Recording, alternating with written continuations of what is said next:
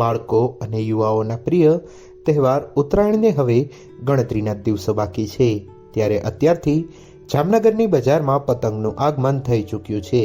ત્યારે આગામી 14 જાન્યુઆરીના રોજ ઉત્તરાયણ પર્વની ઉજવણી નિમિત્તે કોઈ અકસ્માત કે જાનહાનિ ન થાય તે માટે જરૂરી સાવધાની રાખવા જામનગર વીજ તંત્ર દ્વારા અપીલ કરવામાં આવી છે।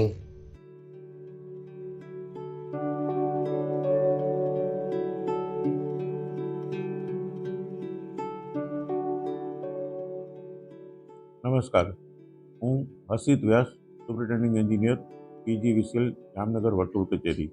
આપ સૌને નવા વર્ષની અભિનંદનની સાથે ઉત્તરાયણ માટેની પણ શુભકામનાઓ। ઉત્તરાયણ એ ઉત્સવ અને ઉલ્લાસનો પ્રસંગ છે। આ પ્રસંગ ખાસ કરીને બાળકો અને યુવાન વર્ગમાં ખૂબ પ્રચલિત છે અને ગુજરાતની ઓળખ છે। આ પ્રસંગને ઉજવીએ તો એવી રીતે ઉજવીએ કે એમાં ઉલ્લાસ અને ઉમંગ છે એ ઓછો ન થાય અને એ અકસ્માતમાં ન પરિણમે।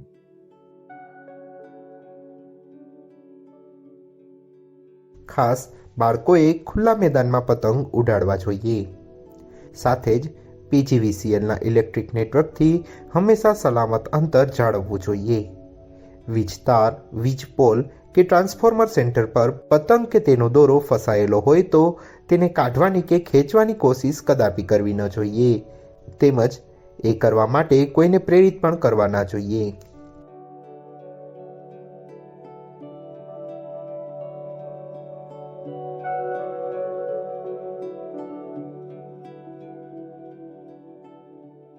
અમારી આ કક્ષાએથી બધાને અપીલ છે કે સૌ આ ઉત્તરાયણના પ્રસંગને સલામત રીતે ઉજવે। એના માટે જે જરૂરી કામગીરીઓ છે એમાંથી મહત્ત્વની વાત એ છે કે તમે કોઈ પણ ઇલેક્ટ્રિકલ નેટવર્કની નીચેથી પતંગ ના ઉડાડો, એની આસપાસથી દૂર રહો, એની સાથે સંપર્કમાં ના આવો। તમારી પતંગ કોઈ પણ ઇલેક્ટ્રિક વીજ લાઇનમાં ફસાય તો એને છોડી દો, એને લેવાનો, ખેંચવાનો કે એવું કરવાનો પ્રયત્ન ન કરો। કોઈ પણ બે વીજ લાઇનના તાર ભેગા થાય તો સ્પાર્ક થાય અને શોર્ટ સર્કિટ થાય એ બહુ સામાન્ય અને સમજી શકાય એવી બાબત છે, એ નાના બાળકો પણ જાણે છે। તો આપણે પણ આ બાબતને સમજદારીપૂર્વક અને ગંભીરતાથી લઈ આવી કોઈ પણ ભૂલ આ આનંદના ઉત્સવમાં ન થાય એનું ધ્યાન રાખવું એવી અમારી સૌને અપીલ છે। વધુમાં પતંગ ઉડાડવા માટે મેગ્નેટિક ટેપ, મેટાલિક યાર્ન, જરીના દોરા, ભીના દોરા, ચાઇનીઝ દોરા કે કેમિકલયુક્ત માંજાનો ઉપયોગ કરવો નહીં। પતંગ આંબવા કે પકડવા માટે લોખંડ કે ધાતુના પાઇપ કે કોઈપણ પ્રકારના તારનો ઉપયોગ કરવો ન જોઈએ। આમ અનેક સૂચનાનું પાલન કરવા જણાવાયું છે।